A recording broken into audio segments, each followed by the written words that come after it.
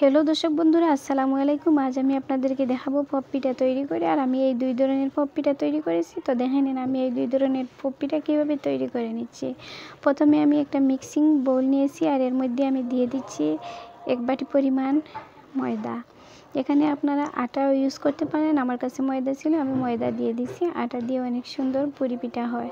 তো এর উপরে আমি দিয়ে দিচ্ছি কিছু রান্নার তেল, 2 চামচ পরিমাণ দিয়ে দিচ্ছি, স্বাদ মতো লবণ এবং রান্নার কিছু হলুদের গুঁড়া, যাতে এটার কালারটা একটু সুন্দর হয় সেজন্য আমি এটা দিয়ে দিচ্ছি। এটা অপশনাল, আপনারা চাইলে দিতে পারেন, না চাইলেও না দিবেন।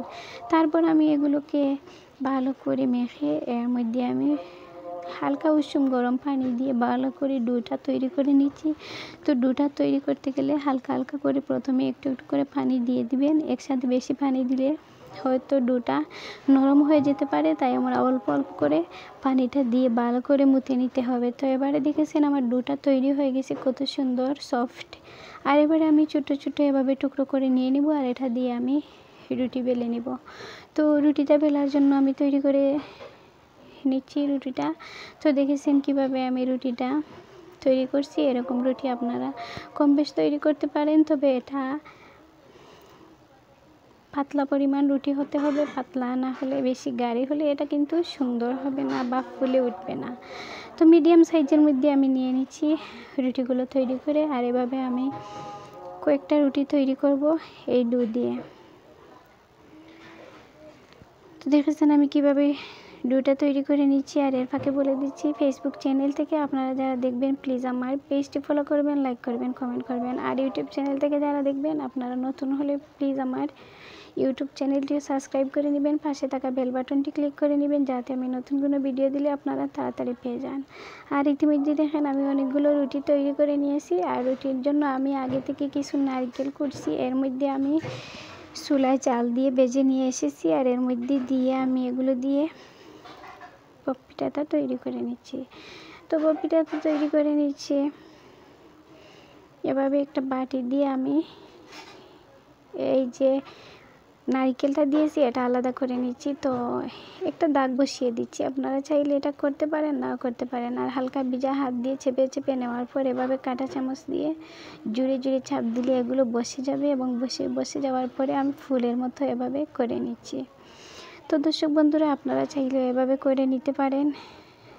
সন্ধ্যা পরে যখন আমরা চা খেতে যাই, কিছু না কিছু প্রয়োজন হয়, তো আমি মাঝে মাঝে এ ধরনের পিঠাপুলি তৈরি করে থাকি। আজও তৈরি করে আপনাদেরকে দেখাচ্ছি। তো এভাবে আমি আরেকটা তৈরি করে আপনাদেরকে দেখিয়ে দিচ্ছি। তো ভালো লাগলে প্লিজ আমাকে কমেন্ট করে জানাবেন আমার এই পিঠাগুলো আপনাদের কাছে কেমন লাগলো। তো আবারও আমি চাপ দিয়ে এগুলো নিচ্ছি, এবং হাত দিয়ে ফুলের মতো আস্তে আস্তে করে টান দিলে লম্বা হয়ে যাচ্ছে এবং ফুল আকৃতির তৈরি হয়ে যাচ্ছে। তো কাছ থেকে দেখতে গেলে এটা বাট অনেক সুন্দর লাগছে। এবারে আমি কয়েকটা পিঠাই এভাবে তৈরি করে নিব। তো দুই ধরনের পিঠাগুলো তৈরি করে নিবে এবং আপনাদেরকে দেখাবো। এই দেখেছেন আমার এই পিঠাটাও তৈরি হয়ে গেছে। আর এভাবে আমি আরও 3টি পিঠা তৈরি করে নিচ্ছি, দেখাচ্ছেন। এবারে আমি আরেক ধরনের পিঠা সেম এইভাবেই তৈরি করে নিচ্ছি। তো এটার মধ্যেও আমি নারকেল দিয়ে দিচ্ছি, নারকেল বসিয়ে এটাকে হাত দিয়ে চেপে চেপে বসিয়ে নিচ্ছি। বসিয়ে নেওয়ার পর আমি এভাবে কাঁটা চামচ দিয়ে উপরের দিকে ভালো করে চেপে চেপে এভাবে নিলে অনেক সুন্দর এগুলো হয়ে যায়। দেখেছেন কিভাবে আমার এটা হয়ে গেছে। তো দর্শক বন্ধুরা, আমার এইভাবে পিঠাগুলো তৈরি হয়ে গেলো। আর এদিকে আমি চুলায় প্রিপারেশন নিয়েছি, তেলটা অনেক গরম করে মিডিয়াম ফ্লেমে রেখে এটার মধ্যে আমি দিয়ে দিচ্ছি পপগুলো। আর এগুলো দেখেছেন মাশাআল্লাহ অনেক সুন্দর করে ফুলে উঠছে, এটা ভাঙছেও না, আর এটা থেকে কোনো কিছু বেরও হচ্ছে না। দেখেছেন আমি চেপে চেপে দেওয়ার কারণে এটা কিন্তু শক্তভাবে বসেছে, নারকেলগুলো বের হয়ে আসছে না, অনেক সুন্দর করে বসেছে। আর এগুলো আমি আপনাদেরকে ভেজে দেখাচ্ছি। 1 মিনিট পরিমাণ সময়ের চেয়ে কম সময় নিয়ে এটা ভেজে নেবেন, মিডিয়াম আইচে এভাবে রেখে আগুনটা। তারপর চুলাটা অফ করে নিচ্ছি। আমার সবগুলো পিঠা তৈরি হয়ে করেছে, দেখেছেন দর্শক বন্ধুরা। তো ভালো থাকেন, সুস্থ থাকেন, আল্লাহ হাফেজ।